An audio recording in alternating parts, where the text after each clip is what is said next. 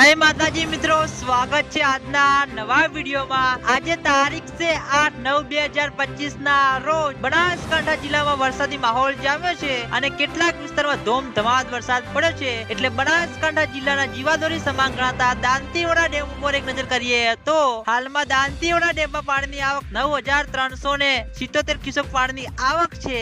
દાંતીવાડા ડેમની સપાટી 595 ફૂટે પહોંચી ગઈ છે। દાંતીવાડા ડેમની ભયાનક સપાટી 604 ફૂટ છે।